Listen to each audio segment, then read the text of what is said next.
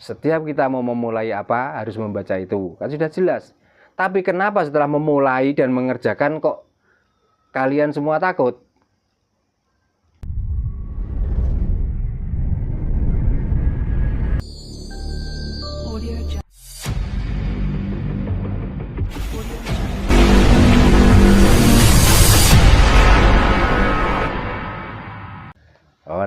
Saat ini kantun pertanyaan. Monggo. Ini kan terkait Tuhan Pak Darno. Nggih. Itu kan ada sebuah kalimat. Nggih. Tiada Tuhan selain Allah. Nggih. Allah Tuhanku.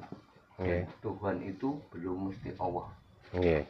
Padahal tadi sudah dijelaskan Pak Darno bahwa Tuhan itu sejatinya kan kebutuhan. Kebutuhan, nggih. Ya.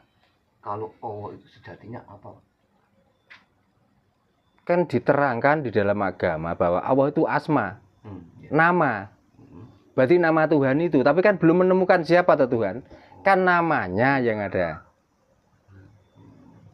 Jadi kalau menyebut Tuhan itu Allah, itu hanya nama yang yang perlu dipahami siapa yang punya nama itu loh, siapa. Gitu loh. Makanya Allah itu Tuhanku. Tapi Tuhan bukan Allah, karena Allah adalah asma.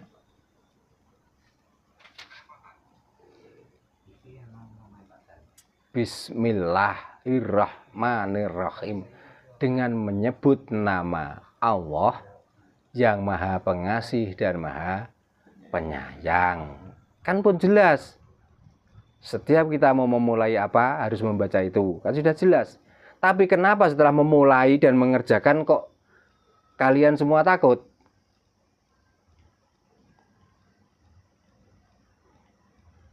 Pertanyaannya ngeten lho. Napa enten to tiyang ngomong aku wedi mbek bapakku, ibuku napa enten? Tapi nek salate telat mon aku wedi mbek Gusti Allah kan ngoten to? Lah berarti letak Rahman Rahimnya kemana Tuhan itu? Wong jelas Tuhan itu pengasih dan penyayang. Berarti nggak ada jahatnya sama sekali Tuhan itu.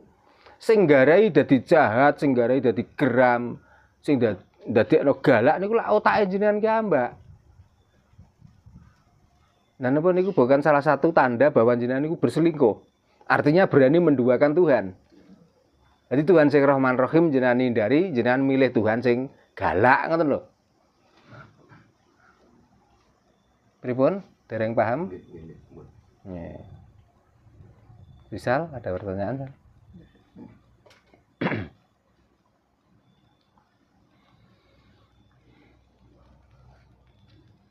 Rahayu, Mbah Darno. Ya, Rahayu. Mungkin ini tadi mengutip apa syair tadi. Ya, syair suluk. Syair suluk. Sedikit tahu saya tuh baca gitu kan, dari sisi akademis dan lain-lain, dari kebudayaan juga, bahwa yang hung yang kayak seperti itu kan, itu mungkin dalam akademis itu disebut suara kosmik gitu kan. Dan suara kosmik itu terbukti dipakai dari benua Eropa dan lain-lain itu untuk menenangkan jiwa dan sebagainya. Mungkin di bidang dalam kebudayaan, bahwa alat musik yang ujungnya seperti kendang, suling, bahwa itu alat musik untuk nyampai ke dia gitu, kepada Tuhan, katakan seperti itu. Apakah ada sangkut pautnya dengan suara kosmik itu untuk ketenangan hati, pikiran dan lain sebagainya gitu? Soalnya kan kalau saya lagi ikut pagelaran Mbah Darno sendiri, ketika membacakan sesuatu gitu atau dikatakan mantra itu pasti ada suara dengungnya, gitu seperti itu. Bagaimana? Ya, itu sebenarnya kan ya kalau dihubungkan dengan apa tadi kata misal suara kosmik. Ya. Orang Jawa itu mau dibicarakan kosmik dan lain sebagainya kan, mungkin sebagian orang Jawa apa kosmik gitu. Ya karena itu bahasa. Tapi kalau dengan suara yang banyak ada dengungannya, walaupun dia tidak tahu artinya, tapi dia sudah bisa menempatkan diri di saat dengung itu. Contohnya suling.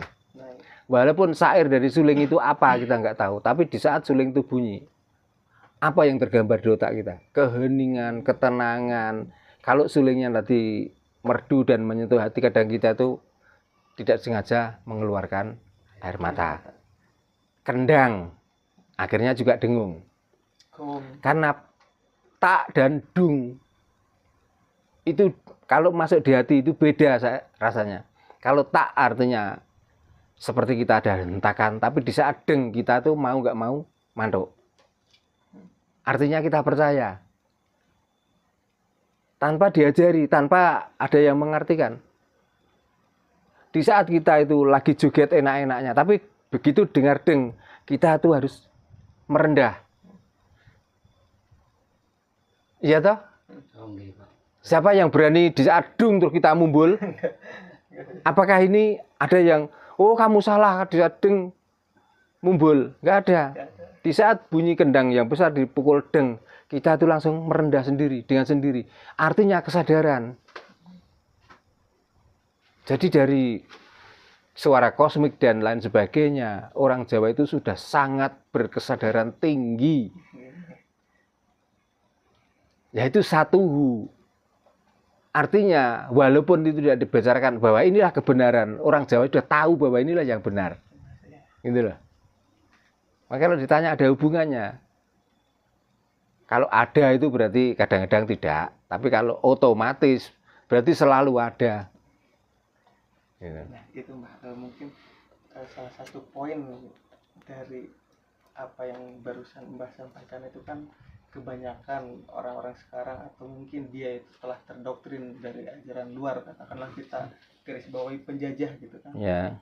Selalu menganggap bahwa wah orang Nusantara itu masih hidup di zaman batu dan lain-lain. Ya. Nah kembali lagi ketika Mbah tadi bilang otomatis tanpa diajari itu entah kenapa otomatis aja diri itu sudah ini. Berarti nyata kita itu tidak perlu diajari, kita itu tidak perlu kitab, kita itu tidak perlu bisa dikatakan wahyu lah katakanlah. Yeah. Kita itu ya sudah bersama Tuhan.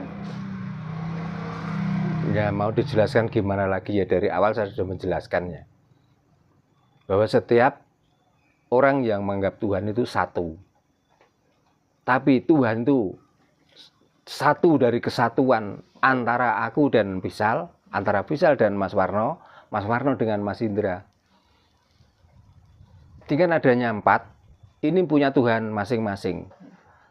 Kalau dilihat dari syariat, dari luarnya, seperti Tuhan itu 4. Tapi yang dimaksud Tuhan yang ada di dalam dirinya kan semuanya hidup. Makanya Tuhan itu satu tadi, tapi dari beberapa kesatuan hidup. Itulah satuhu. Satuhu apa? Satuhu hidup. Nah setelah hidup itulah baru mencari kebutuhan.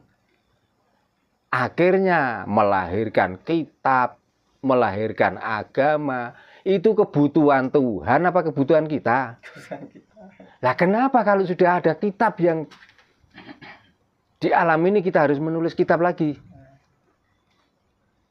Bukannya kita tuh menunjukkan bahwa kita tuh bodoh kalau nggak ditulis kita nggak bisa baca.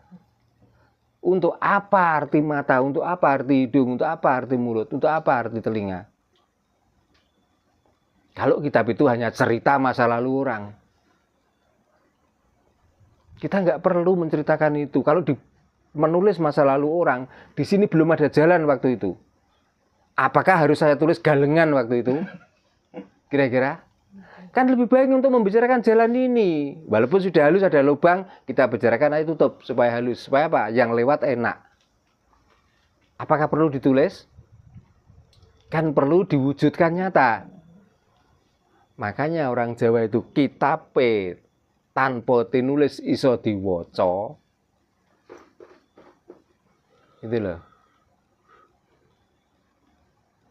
Mau cari kitab apa lagi? Kalau kitab itu hanya yang diterangkan sejarah orang per orang. Itu masa lalu. Lah masa lalu itu sudah hilang.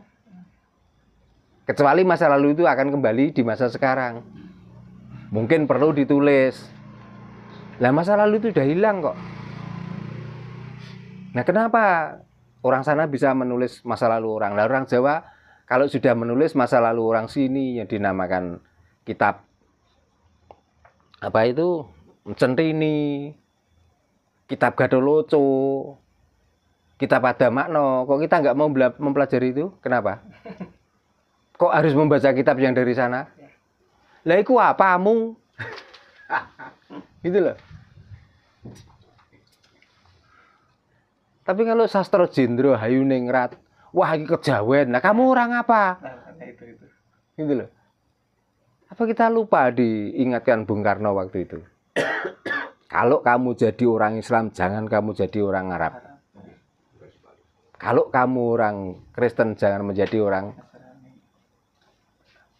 Vatikan. Kan begitu. Tapi nyatanya cari wong Jawa, orang Jawa sudah banyak yang keblinger, sudah hilang Jawanya.